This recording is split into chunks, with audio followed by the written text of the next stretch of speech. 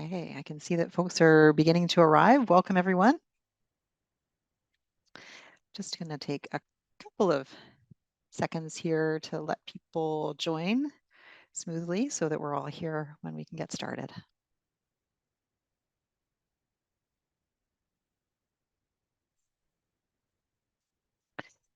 So welcome, everyone. My name is Linda Shout, and I'm the HR Director. It's wonderful to see you all here today. Thanks so much for joining us. We have about an hour set aside for our time together today. So really looking forward to an opportunity to let you know a little bit about BCOHRC and the positions that we've posted, talk through a few things, and hopefully be able to answer some of your questions along the way. So I want to start first by acknowledging that folks are joining us from a lot of different places around the province today. So just taking some space for a moment to reflect on the lands that we're all joining from. Myself, I'm joining as a settler to the Lekwungen People's Territories today. Very grateful to be here and to acknowledge the lands of the Lekwungen peoples, the Esquimalt and Songhees Nation specifically. And I'd also like to recognize the ancestral and continuing relationship and connections to these lands of the Métis people in the province as well. So I would be very happy to introduce our panel now. With me today is Kasari Govender, who is the Human Rights Commissioner for BC. Also joining us today is the Deputy Commissioner, Bernard Achampong, and also Charlotte Kingston, who is our Executive Director with Communications and Operations. We're all very pleased to be here today and welcome you into the webinar. So I'll cover a little bit about what we'll be talking about today. Kasari will be starting off with providing some information about the office and some background about the hiring of these corporate services positions. And then Bernard and Charlotte are going to talk about the new corporate services structure and also the roles that we're hiring for. I'll talk a little bit about BCOHRC as an employer and what's offered and some steps and tips for the hiring process. And if we have some time at the end, then we'll be able to open it up and answer some questions. Just a few housekeeping items as well. You'll notice that the session is being recorded and we're going to post the recording to the careers page over the coming days. So if you're actually not joining us today, but joining us later, welcome to you as well. The audio and chat functions have been turned off, so please submit your questions using that Q&A button, which you'll see at the bottom of your screen. We will try and respond to questions as we go. Hopefully our presentation will cover a number of the questions that have already been submitted to us, so thanks for those of you who registered and provided your questions already. If we can't get to some of the questions today, we are going to put together a Q&A document, which we'll also put on the postings page, so you'll be able to look at those. And please feel free at any time to submit questions. There's some contact information on the posting itself, so you're always welcome to send your questions in. I'll just mention that confidentiality is very important as well as we're going through this. So there is an option for you to submit questions anonymously in that Q&A function. So feel free to do that. We're not going to read out anybody's names or anything like that. So anyway, feel free to put your questions in there anonymously if you like. And I will mention as well that closed captioning has been enabled for the webinar. So you might just need to select show subtitle in order to access that. If you have any technical difficulties, please send us a note in the chat. We do have wonderful Stephanie who is working with us in the background to help folks troubleshoot if anything comes up. So with that, I will pass things over to Kasari. Thank you, Linda. Thank you, everyone, for joining us today. I'm joining you from the unceded and traditional homelands of the Musqueam, Squamish, and Tsleil-Waututh territories. And it's a good lead-in to talk about. I'll just spend a couple of minutes before passing it over to Charlotte and Bernard to talk a bit about the organization as a whole, rather than the specific positions that you might be looking at applying for. And so starting off with a territorial acknowledgement is not just a way of starting our meeting right, but it's also a way of centering Indigenous people and Indigenous rights in our work, which is really vital to how we do the work of the Office of the Human Rights Commissioner.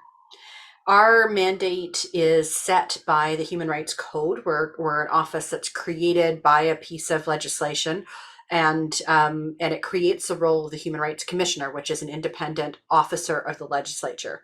There are 9 independent officer positions. So the Human Rights Commissioner is one, Representative for Children and Youth is another, Ombudsperson, Auditor General, and so on. So they might be fairly familiar positions to you. It is quite a unique context. So that's what I'll spend a couple minutes talking about. Our mandate under the legislation is to promote and protect human rights in the province. And what that means is we work on systemic human rights issues.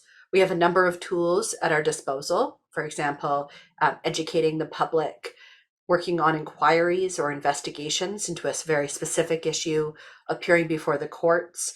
We use a number of engagement and communication techniques to ensure that we're having conversations and dialogue with the public, to ensure that our work is deeply informed by human rights issues that people are actually experiencing. And then we do a lot of law and policy reform and research to support a lot of that work. So that's roughly sort of the lay of the land of what we do at BCOHRC, and then what all of our teams do. The teams all match up with those areas. So we have a research team and a policy team and a communications team and so on.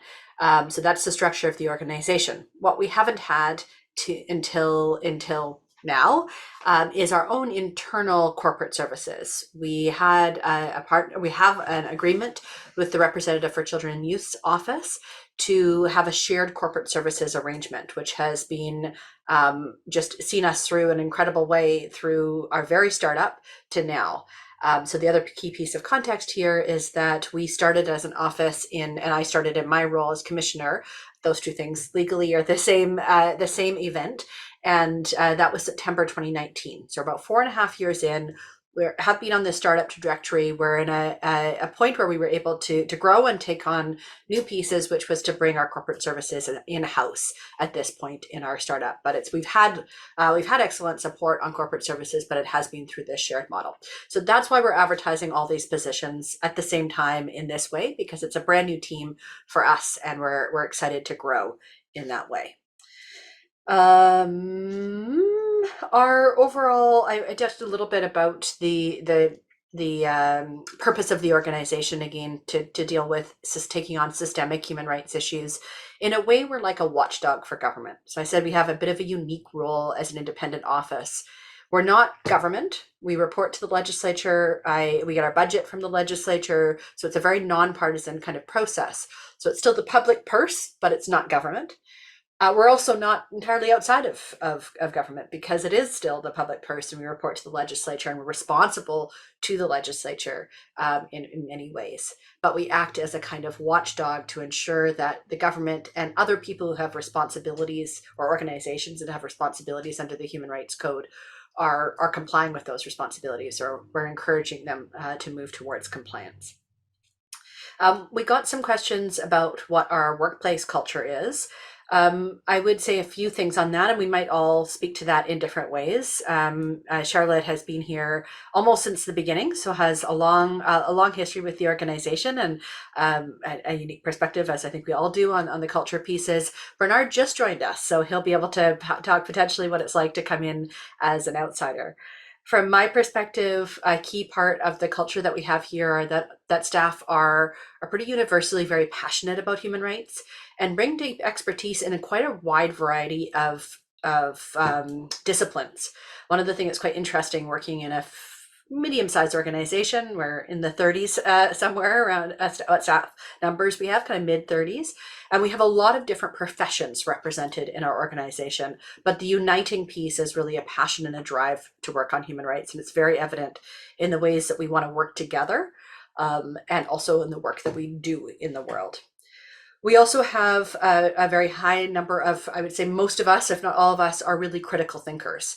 So that's a really interesting environment to be in, where I think we're always really being quite analytical, again, from very different professional lenses, but very analytical about the work that we do. We ask each other tough questions, and ask ourselves tough questions in the work that we do. And then finally, it is a highly compassionate culture.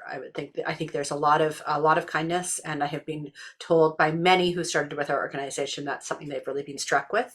Then they started, is how compassionate an environment it is. So I think that's a really lovely piece of the work to come into. I will leave it there and pass it over to Charlotte and Bernard, who are going to share a slide to show, I think. Thank you. I'm happy to answer any other questions related to that at the end. Thanks.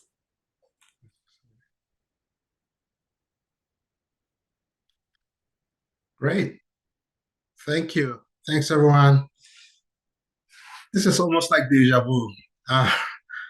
Just about 2 months ago, I was on your side. I had actually, I was preparing for an executive meeting and I had a moment to come and listen in. I hadn't applied yet. And I must say that one of the things that really struck out for me was actually this event happening. You don't get a lot of sometimes of webinar sessions to really talk about the job.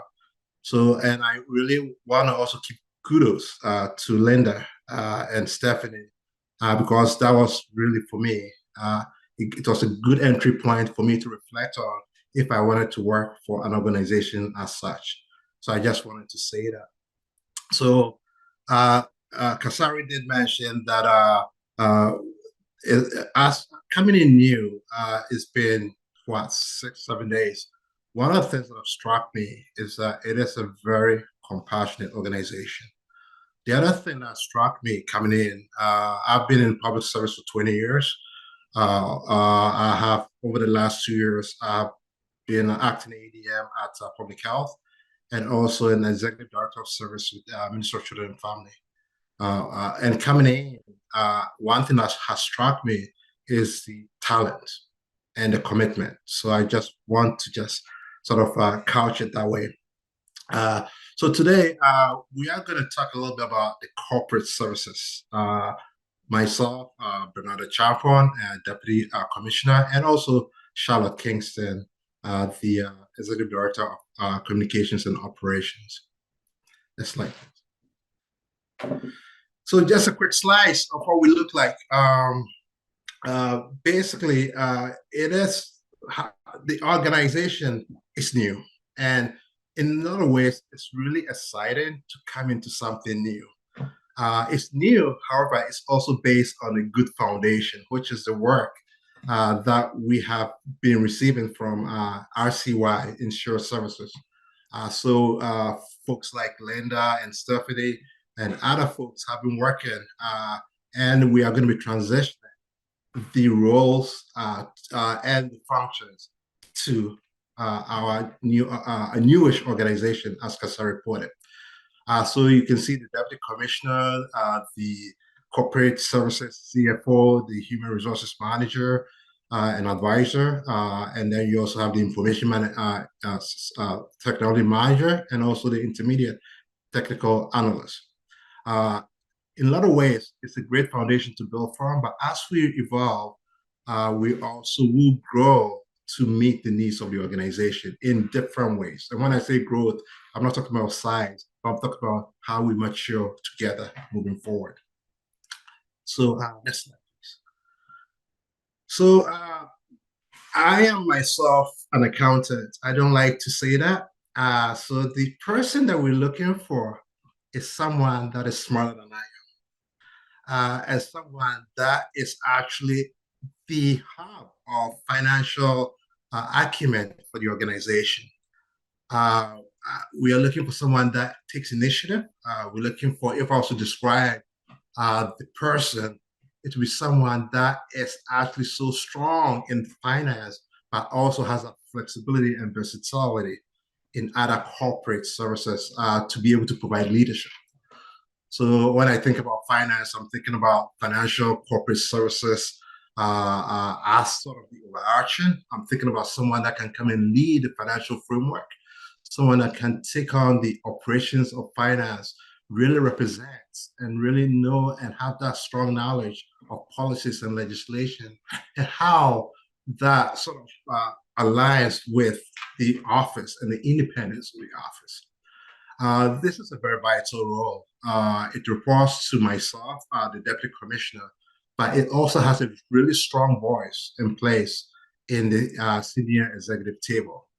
So if in a nutshell, I don't want to clone up myself, but I do want someone who can and supports. and provide leadership in finance. Next slide, please. Now, personally, I'm a big believer in people. I'm a big believer in actually having an organization that engages its people. So the role and the person that we're looking for is someone that is exactly that, someone that is dynamic, will come in with strong HR background, someone who understands the scope of engaging, the scope of recruitment and retention, the, the the person that really can come in and make the organization, help the organization churn, and pay attention to the people that support the organization, our organization. So responsibilities will range from HR operations. What I'm really excited about is the strategic HR side of things too. Thinking about how do we plan succession? How do we recruit the right skill set at the right time? Thinking about how do we develop our people, thinking about how do we continuously engage our people, and also thinking about how we support when things don't go the way they should be, or when there are employee relations that we need to support management or staff with. So that is the role, and that is the person that we're looking for. The person will report to the executive director of corporate services and the CFO. Next slide, please. Advisor, and that is again someone that will come in dynamic as well, really strong in HR practices, strong expertise, and someone that can provide a hands-on technical HR support to the office. The person will report to the manager. They will be more working with staff closely. I could see that it will be responsible for helping out with the offer letters, or helping out provide advice on recruitment and retention and job postings, looking at occupational safety and health, providing advice there. It's that go-to person, right, in the organization, in HR, and and so this is such, to my mind, this is such a critical role, supporting each individual manager, and also having the space for and voice with senior management in the organization. And so in a nutshell, I'm going to hand it off to Charlotte, but that is a big part of corporate services, the CFO, corporate services ed, and also the manager for HR and the advisor, HR advisor. And any questions that come up as we move at the end there. And also don't hesitate to pick up a phone and give me a call if you need to if you need to dig deeper, and also if you need someone to talk to around these posts. Over to you, Charlotte. Thanks, Bernard. So as mentioned, my name is Charlotte Kingston. I am the Executive Director of Communications and Operations here at the office. And to Bernard's point, we've got our CFO and our finance piece coming into the office for the first time, our HR component, and the third piece coming into our office for the first time is our IMIT functions. So there's going to be two roles coming in to bring IT into our office. The first is our manager of IT, and then here you'll see we're currently recruiting for our intermediate technical analyst. And then this person will report directly to the manager of IT, and then up through that in collaboration with our operations team and through to our executive director. So this is really our frontline position for IT support across the office. You're going to troubleshoot and resolve staff issues, coordinate systems and device accesses for computers, phones, unified communications, and printers. So you're going to be also supporting communications planning across the office along with the manager of IT. So it's a frontline position. We're looking for someone who is, if you could flip over, not only has the technical chops to support us here. So if you have if you're very strong in Microsoft Office 365, that's a wonderful skill set we're looking for. Some Intune experience, some Defender experience would be an asset. But in addition to those technical chops, we're looking for folks with a real interpersonal commitment to supporting staff. because you're the person they're going to call. They're going to be asking you for support. There's a whole range of different technical abilities across our office, as there is in any office. And in addition to that, we work in a mostly remote environment, and we have staff across the province. So it's really important that we can find an applicant and find a candidate who is not at all daunted by being able to offer support either in person or remotely. But in addition to that, we are looking for someone who's willing to work on site in our Vancouver office. There will be technical infrastructure, routers, modems, potentially servers, printers, those kinds of things, all of which need a person to get in there and actually care for them now and again. So there is the potential for remote work here. So you don't need to be in the office every day, but you will need to be in the office sometimes to take care of that piece of your responsibilities. And then finally, we are always looking for folks who are passionate about contributing to our mandate through this critical IT work. One of the questions we received from folks this week was to tell us again a little bit about our culture. And one of the things that I appreciate about our culture is that we have a commitment to boldness and innovation and building things together. And certainly that's going to be really relevant to the person who takes on this role. So we want to be on the leading edge of technology for an organization, while remaining, of course, in compliance with all the policies and procedures required for government. So it's a line that we're really excited to walk together, building up our processes and policies, building up our structure, and then trying to do that in the best way. We have an exciting opportunity in that we're still very much a young organization. So there's a lot of opportunity to build things from scratch, a lot of opportunity to try new things. And then we're looking for a person who's excited about that opportunity and is really willing to build new things with us together. So that's a bit about our technical analyst. The other things that came through on our questions that I think would be worth addressing in the context of the position itself were some questions about mentorship and collaboration. So specifically for the IT folks, there'll be mentorship available through our IT manager. We have a fantastic person coming on board in the next couple of weeks who has years and years of experience. I know they'll be fantastic to work with for whoever comes into this position. And as well, there'll be a strong cross collaboration with our operations team. We currently have 5 folks on that team. They are brilliant and interesting and fun to be around. So I know that the folks that we recruit into our IT department will enjoy that opportunity, both for mentorship and collaboration. And the only other thing I would want to say about that in general is if you are that person who's also motivated by the mandate of our office, we have a very robust onboarding and internal learning program. So if you're interested in human rights and you want to learn more about that, you will absolutely be a part of that work through our corporate services. Thanks, Shao. I'll also add that as we transition, as I said before, the RCY, and we have a CFO right now who will be really helping support in the transition of whoever comes in new. Same for the HR manager and also the HR advisor.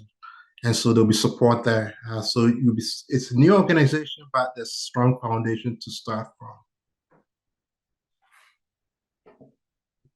Great.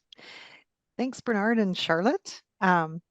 I will just jump in here, I think, then, and just talk a little bit about what BCOHRC offers as an employer, and then some tips in the hiring process. So I want to mention, first of all, that all of these positions, and these are permanent full-time positions, they are excluded from the union. So some of you who might be joining from the public service, for example, may wonder if any of these positions are unionized, and they are not, as all of the independent office staff are excluded from the union. 3 of these positions are management classified positions, so the CFO and the 2 HR positions, and the intermediate technical analyst is what we call a Schedule A position, which means that it has a union classification, and some of the provisions of the collective agreement would apply, but it's still excluded from the union, which is supportive of the independence of the office. And so benefits, We'll include more information about this in the Q&A that we'll attach to the posting for your information. But these positions are eligible for flexible benefits program, which offers extended medical and dental coverage. There's vacation leave that starts at 4 weeks a year, a variety of special leave for personal and life circumstances, participation in the BC Public Service Pension Plan, and employee and family assistance services. So that covers a range of supports such as short-term counseling and some career and legal and financial counseling as well. And BCOHRC also offers an in-house specialized counseling service too, which is to support folks due to the nature of the work that the office works with and encounters. And the office is also currently exploring other avenues for potential additional supports that are more tailored to the needs of the employees. In terms of professional development, BCOHRC participates in the Pacific Leaders Scholarship Program, which is a public service program which provides funding for employees seeking post-secondary education, and that includes postgraduate as well. And as Charlotte was mentioning, there are many internal training and learning opportunities as well as funding available for individual employees in support of their own professional development and career development as well. Modified work week is available for Schedule A employees. As I mentioned, one of these positions is a Schedule A employee. So that's the intermediate technical analyst. And there is a flexible work options policy for management classified positions as well, which provides for an earned a day off every calendar month for those who work a minimum of 7 hours more than their total scheduled hours for that month. So there's some flexibility built in there. And there's been a lot of interest in other options for flexible working, including things like 4-day work week and so on and so forth. That one is not something that BCOHRC offers at the moment, but one of the things that is very important to the office is providing flexibility for people in their life circumstances. And so it's something that we are always hoping that folks will ask about and make sure that they bring forward any of those questions or options that would be important for them so that we can attempt to accommodate those to the best of the ability. I think the other benefit would be the meaningful work, and this is something that everybody has touched on so far. This is the opportunity to work at an independent office, contribute to systemic change, and work with a really amazing group of people. It's been such a privilege and a joy for me as an employee of RCY, but providing services to this office to meet and work with such amazing people. So I think that anyone who comes to work for BCOHRC is going to be working for a very principled, a very caring, and very committed organization. It's a wonderful place to work. So in terms of the hiring process, I will start by mentioning that the job profile is a really helpful resource and a tool for you in the hiring process. I know a number of folks had some questions about, the what are the qualifications and what are the job responsibilities, and we try to lay those out very clearly in the job profile, so you have a really good sense of what those are. So you'll notice that there's a section on the accountabilities and the job requirements, and then we've also got a listing of what those qualifications are in terms of education and experience. So the first stage in the hiring process, we get all of the applications in, and we'll do a screening process, which is based on those education and experience requirements. Now, we can never make any assumptions about people's experience that they're bringing, so we really ask you to very clearly show how and when and where you've gained the experience that maps over to what we're looking for in those qualifications. We're really relying on you to tell us how you meet them. So please make sure that you do give us enough information so that we can really understand the full range and depth of the experience that you're bringing. Only those folks who meet all of those education and experience requirements can screen through. So that's important, again, that you just sort of help us to really see where you meet all of those. There are also some preference statements that are included in the job profile. I'll speak about those a little bit later too. Sometimes we've been asked in terms of applications, well, is there a page limit or a way that you want me to present things? So there's no technical limit, but I will say that we do sometimes get a lot of applications. And right now with doing 4 postings at once, that's going to be a lot of applications coming in. So it's very helpful if you try to be as concise as you can while still helping us to see how your education and experience align. We actually have, it's humans who review every application. We don't have any automated processes or algorithms or AI or anything like that. So it's great if you can really help us to see easily how your qualifications match. There may be other steps in the process. There may be written assignments and things like that. And of course, we will be doing interviews with candidates who come through to that stage, which is a really good opportunity for everybody to get to know each other a little bit more. So the interviews for sure will address things like the knowledge and skills and abilities and a lot of the competencies that are outlined in the job profile. So again, that profile is a helpful resource throughout the process. You will be hearing a lot from us during the hiring process. We try very hard to communicate well and clearly and often. So please check your email for anything that might be coming from us and let us know if your email address has changed during the process. If at any stage you are facing any sort of barriers, have any questions, any accessibility requests or anything like that, it could be with the application process, with completing an assignment, with an interview, anything like that, we do ask you very sincerely to please let us know because we will always do our best to respond to that. They will not affect your application at all if you ask. We just want this process to be as clear and as transparent, as easy and as equitable as well, knowing that people will have different potential needs and experience the process differently. So that's a very important aim for us. I wanted to speak just a little bit about the preferences. So there were some preference statements that you'll see in the job profile, including one that talks about the intention to complement the diversity of the BCOHR team.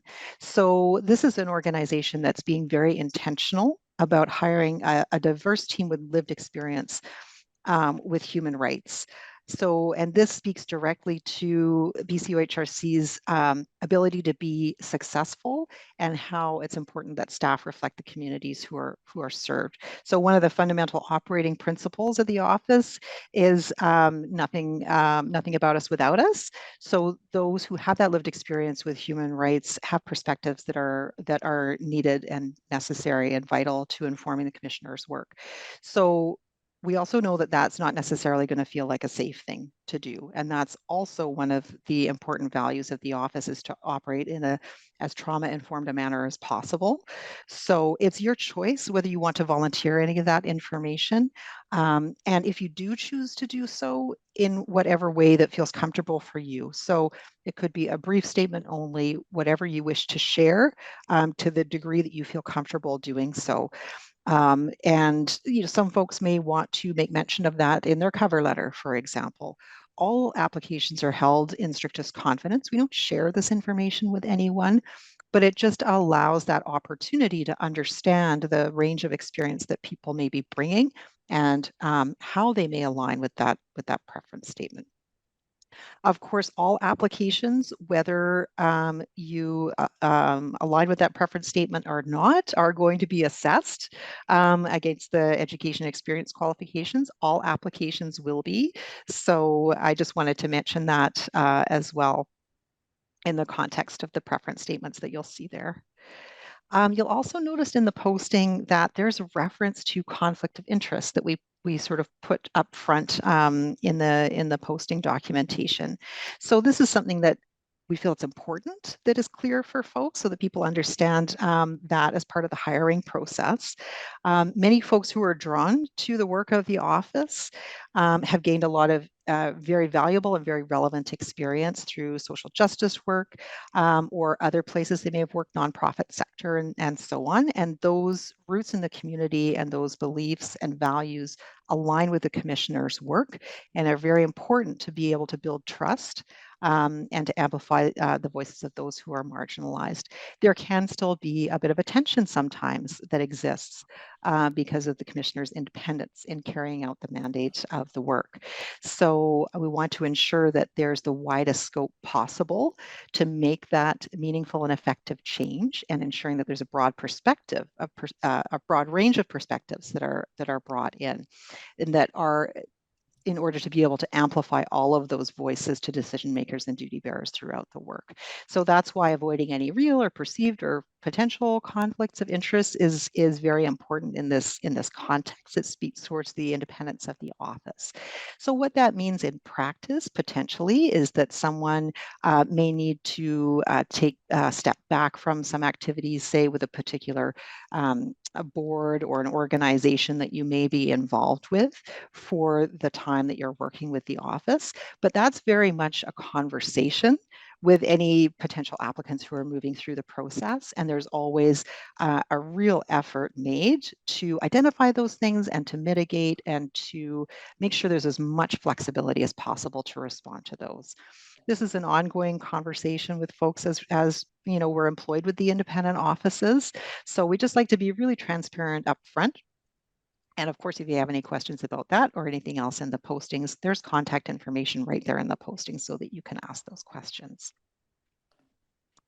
I will mention a bit about the timeline for the hiring process, because people are always very curious about that and what's the anticipated start date. And of course, it is as soon as possible because this is it's a time of transition, and it will be wonderful to have people in place as soon as possible so that we can achieve that transition and start building that corporate services foundation that Bernard was and Charlotte were both referring to.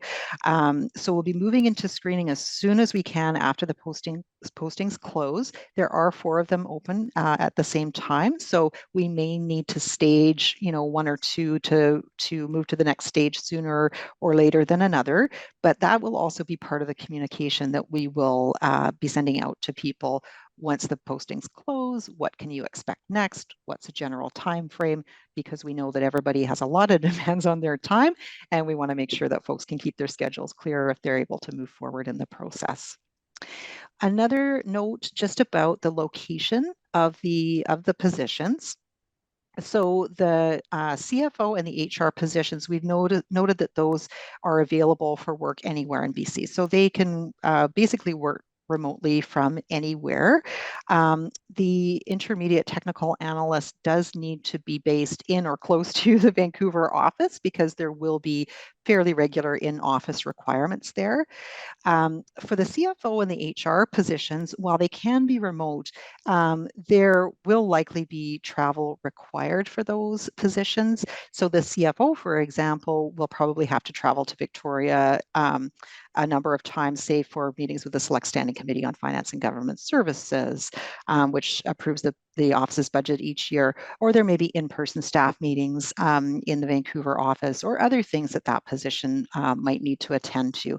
And same for the HR positions. So those positions may need to travel if there's going to be in-person recruitment activities, staff meetings, other things that require an HR presence. And I will just mention that positions do need to be located in BC. So they could be remote within BC, but they do need to be located within BC. And that has to do with the office's WorkSafe responsibilities, as well as some operational needs as well. So the intention is that people can apply from anywhere, but just so that you understand that if you're selected for the position, then the intention would be that you would move to BC, you know, either as you start the position or shortly after, and we would talk about the arrangements for that. There is policy around relocation supports for folks who are successful in the competitions. So that covers the pieces that that I was going to mention. So I think that we can now open things up. First of all, if there's anything that anybody from our panel here today would like to add, and if not, then I see that we have one question that we could address right away. Oh, Linda, I was going to 2 things. One is I found it helpful when I sort of attended one of these for a good overview of the different teams of the OHRC. So I'm hoping maybe I could make it up being new, but I'm hoping that Charlotte could maybe provide that. Sure, yeah, I'm happy to talk about it. And I agree, Bernard. I think it's always super interesting to know what the other folks are doing across the office. So to give people a bit of a general overview of our structure and our functions, in addition to our commissioner and our deputy commissioner, right now we have 4 departments, one of which you'll have already heard of, which is our communications and operations department. And then, of course, there will be, in addition to that, our new corporate shared services department. And then outside of that, we have an education and engagement department. So those folks are engaged in the development of educational materials, creating webinars, conducting code information sessions across the province, both virtually and in person. Our engagement team works all across the province. We have engagement advisors in different regions across the province, including in the interior in places like Kamloops, and in the north in places like Prince George. And their goal is to connect, co-create, and collaborate with individuals and organizations all across the province. So they might be hosting events, they might be collaborating on community events, but recently they've been up to some really exciting pieces of work, including the co-creation of 4 murals across the province, hosting events with municipal leaders and civic leaders on our inquiry into experiences of hate, and really trying to take the work of the office and ground it in community process, connect with individuals across the province. In addition to that, we have a legal team. Those folks work on our inquiries and our interventions. So our largest inquiry to date has been our inquiry into experiences of hate during the pandemic. That included interviews with individuals, requesting information from a variety of public sector actors and duty bearers.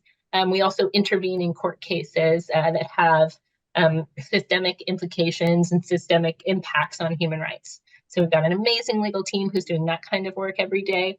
And then finally, we have a research and policy team.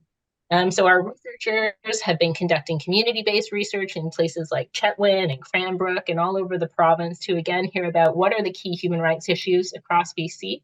How do we make an important impact on those? And then finally, our policy team works to change policies and laws across the province. So really looking directly at legislation, regulation, policy, working across government to see how we can make impact on that level. So that's a little bit about our departments and our key functions. Thanks, Charlotte. That's great. Thanks, Charlotte. I have a question here that sort of speaks a little bit to the organization and structure. So it was mentioned that there are currently around 30 employees. I think it might be hovering around 35 or 37 or something like that, up and down a little bit. But what is the growth projection over the next 5 years? So so we have about 37 positions in the organization, and then we have additional student roles usually. And not all 37 are always filled at the same time. And then we're adding these 5 positions. So the 4 we're hiring for, plus the IT manager, who we already have someone in that role. And so that brings us to 42, I believe, including me, including the commissioner. And we have no plans particularly to grow that number in any significant amount. It's certainly conceivable and probably likely that there'll be a position here or there as we shift some work in the organization, as our context shifts, and so on. Potentially as a new commissioner comes in at some point. But it's at this point, I don't anticipate any significant growth in the size of the organization. The only time I can imagine truly there being a significant growth, like adding a group of people or more than one position at once, is likely just if our legislative mandate changes, which every once in a while an independent office will grow. For example, for those of you in government, you may know about the growth in the ombudsperson's mandate around the PETA legislation, the whistleblowers legislation. And so their team grew. And so RCY's had similar changes in functions. So they've grown by a team. I have nothing like that on the radar, but that is possible in the next 5 years. It's conceivable. Thank you, Kasari. All right, so I don't see any other questions coming in. at this point. Oh, Bernard, I have a seeing your question. hand. I know, and it's probably a question for us. So you mentioned the written assignments as a possibility. I'm curious to know if there's a written assignment, can we use Chat GPT? Interesting question, Bernard. And it I'm did just come up 3 months ago in the public service, so that's why I'm asking that question. interesting. I don't know if we've actually addressed that one before. You know, I think that for the most part, this is interesting because I think for the most part, the written assignments that we've had for these positions, we are really looking for obviously people's original thought and content, how people think, how they approach certain ideas, the interest that they have in some of the, it sort of depends on the position and so on and so forth. But I would say that that's going to be an important element for anybody who is completing their written assignments for OHRC. Great. Thank you, And we can Linda. make that clear to anybody if Yeah, we decide that right yeah, clear to the participants. yeah.